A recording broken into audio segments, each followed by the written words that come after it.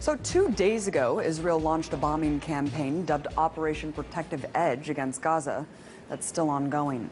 But despite the horrors on the ground, the mainstream media seems to only be telling one side of the story. Take a look at this. From the Wall Street Journal, Israeli air defense intercepts more rockets as fighting continues.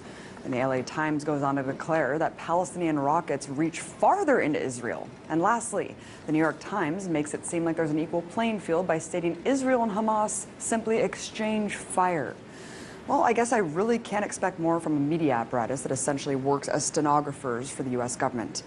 Let's take a listen to what the issue is being framed by the White House. We strongly condemn the continuing rocket fire into Israel and the deliberate targeting of civilians by terrorist organizations in Gaza. No country can accept rocket fire aimed at civilians, and we support Israel's right to defend itself against these vicious attacks.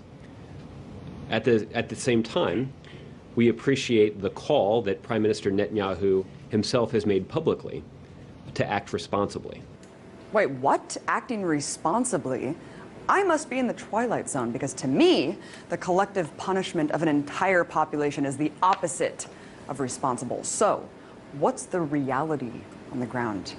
Well, just in the last 24 hours, Israeli forces have conducted airstrikes that have struck 160 sites in Gaza, according to the IDF. In total, 550 sites have been bombed.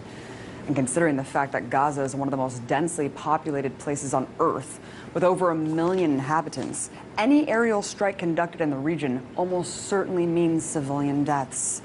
In fact, at the time of this broadcast, the strikes have killed at least 53 Palestinians, including 8 children and an 80-year-old woman.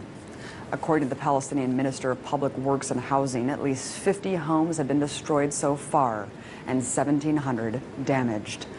So when the IDF talks about hitting, quote, Hamas targets, remember that Hamas is the democratically elected leadership of Gaza, which could mean any government building or social services for Palestinians. So while the U.S. government can go on and on about Israel's right to defend itself, take heed of the increasing death toll in Gaza and the fact that no Israelis have yet died as a result of Hamas rockets. Look, I denounce deadly force on both sides, but it's important to not frame this as a cycle of violence that's equal. One is the colonizer-oppressor, the other, the colonized oppressed. As IDF General's son Miko Piled said just yesterday on the show, there are 2 choices for Palestinians in occupied territories: to completely surrender or resist.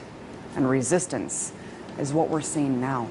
I'm sick of my Palestinian friends losing their friends and family every time Israel goes on the offense against innocent people living in an open-air prison.